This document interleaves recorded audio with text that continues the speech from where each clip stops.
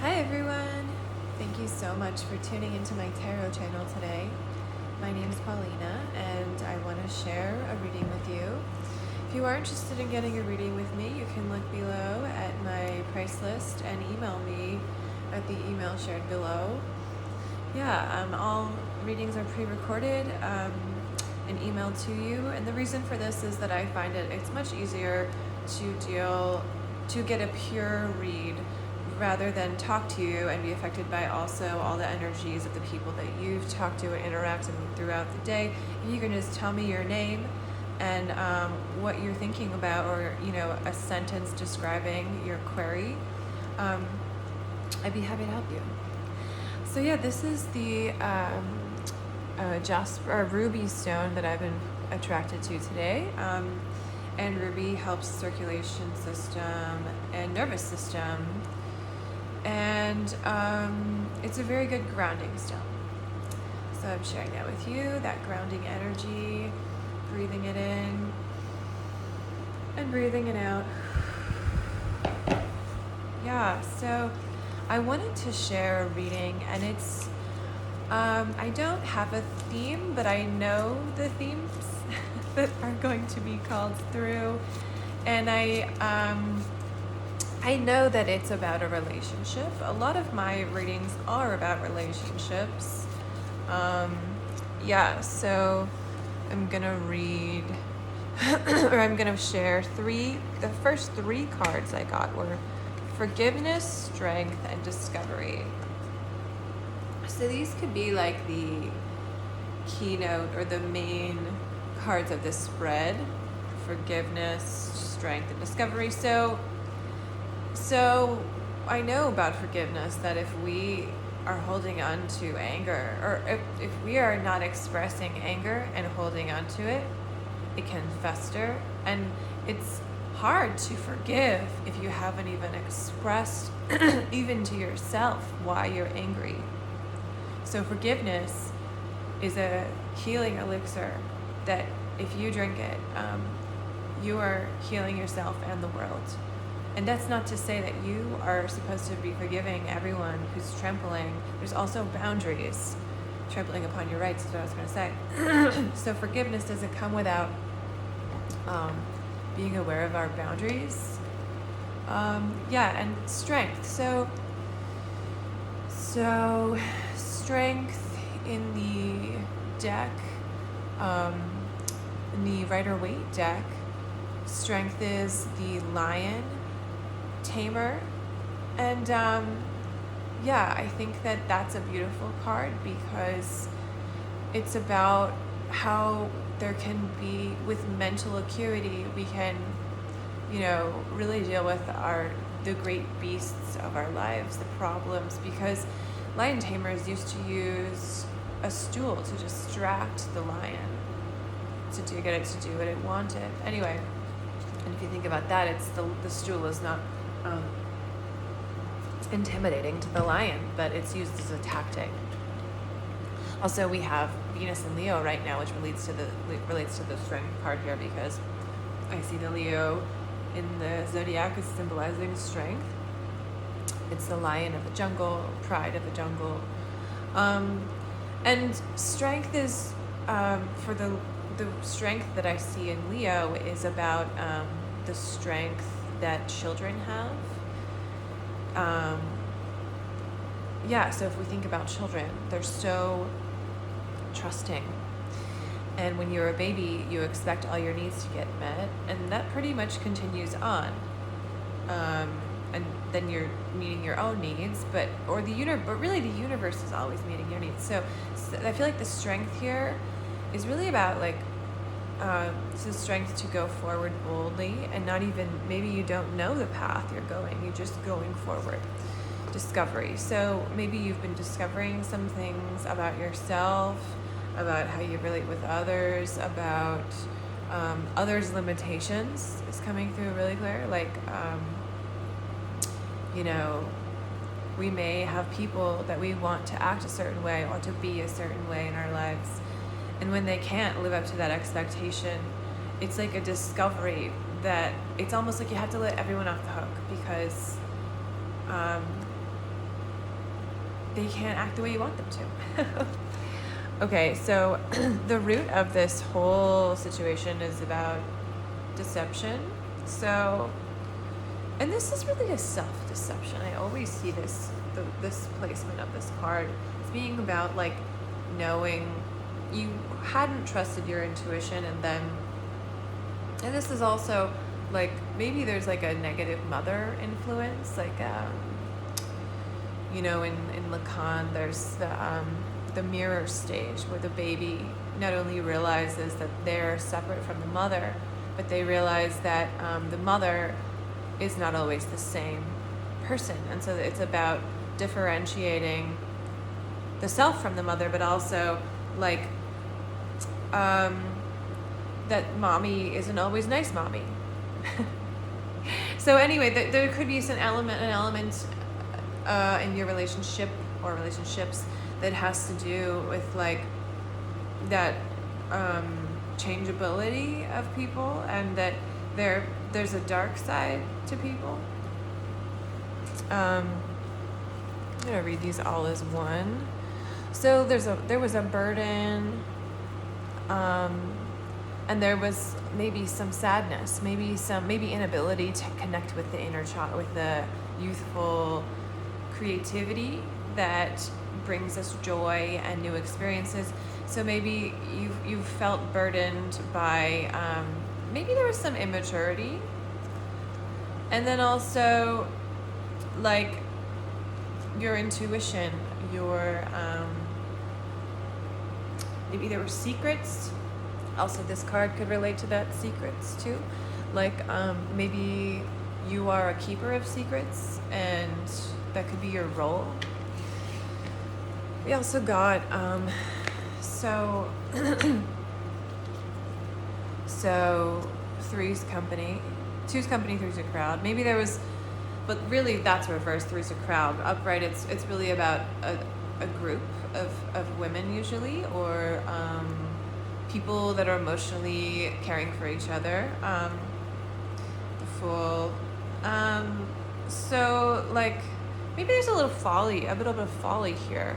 Like you were like going off into the world with some dream, and then it didn't, or maybe you expressed yourself like innocently, as if to be like, hey, or maybe you've been too innocent, and that's the folly, that you maybe are too trusting. A blind fool goes forward, and this fool can also be about career. Yeah, so maybe you were working in a community with women, where you like were maybe labeled the fool, or maybe there was like a block there in the situation with these people, and now maybe there's like you're having a problem releasing this toxic stuff. This could be a job situation, or women, or like a group of friends, or your family. But yeah, there's a feminine influence in a group that like maybe you just felt like these people like made a fool of you, or you felt they made you feel foolish. I'm gonna get some more cards on this. I'm gonna pull from the Colette Baron Reid Spirit Animal Oracle. It's an old deck of mine that I haven't used for a while. Okay. Groundhog Spirit, time to let go. Oh, this is so meaningful, because I just listened to this self-help thing about, eternal return, and when things happen again and again in your life, and what it means. And there was a person who was saying that it's about releasing the old pattern and making a new choice. So yeah, that's been coming through. Time to really let go. They say like when you let go a little, you get a little peace. When you let go a lot, you get a lot of peace. So maybe there's a lot of people that I get the feeling with the Three of Cups, that it's not just this community of women, but maybe it's like all, because the feminine aspect can also be about the socializing. Maybe it's like a lot of social groups that you just have to let go. Like, you know, in the movie Groundhog Day, when he's like living the same thing over and over. I love that movie. And there's like so much truth there for all of us. Like, not just like, you know, we don't have to be Bill Murray, like waking up and listening to Sonny and Cher every day, which is what happens in the movie. But like, we attract the same cycles over and over. And the thing about it that I was thinking today is like, we're hooked too. When we're in any cycle, we have to realize that way before we ever engage with these people, there was a cycle there. There was a vulnerability there that was picked up on, or that maybe not picked up on. Maybe the polarization of why the attraction of this energy and of this situation is like, it is like an unhealed wound. So for example, if you're someone who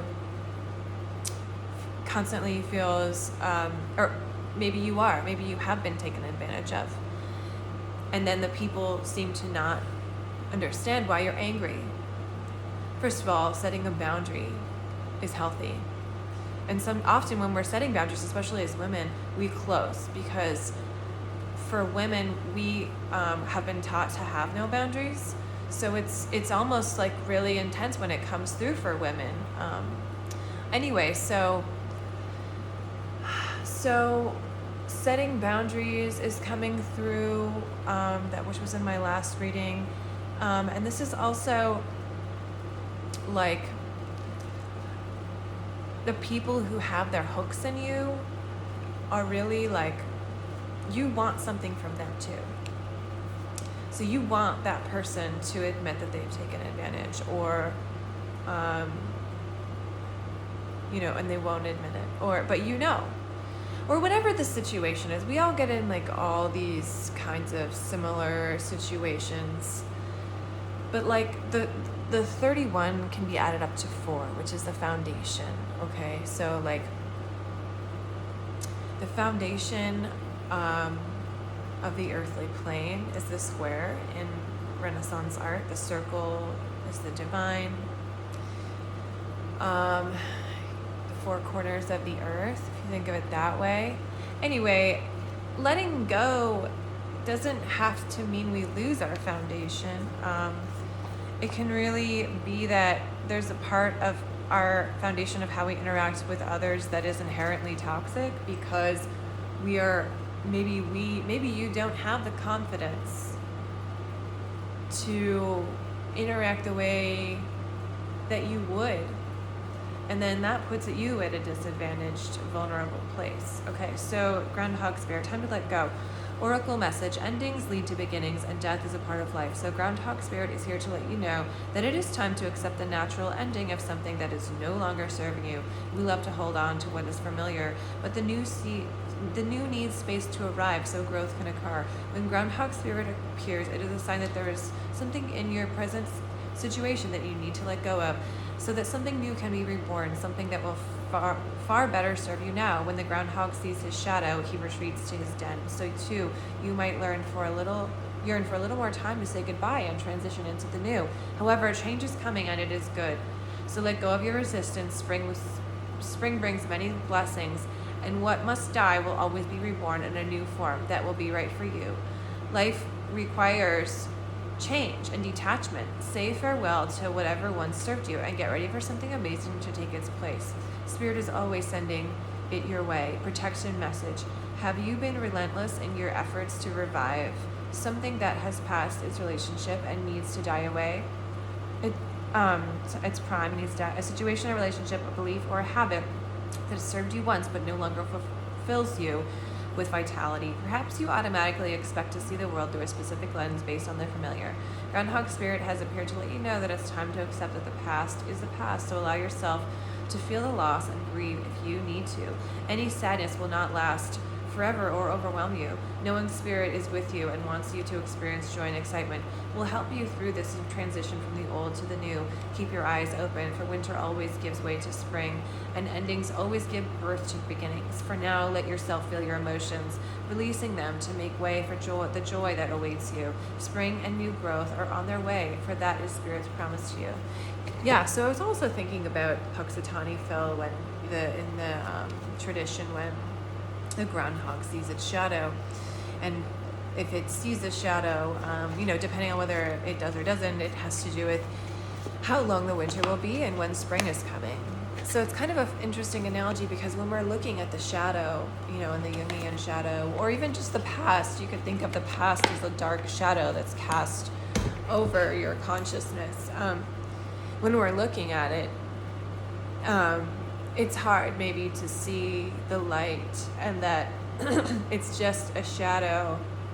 And it's actually just, if you think about shadows, it's just depending on the way the sun is shining. And and it's, so maybe you're in a spot right now, like your location spiritually, the sun is shining in a way where you're seeing shadows that are difficult to see.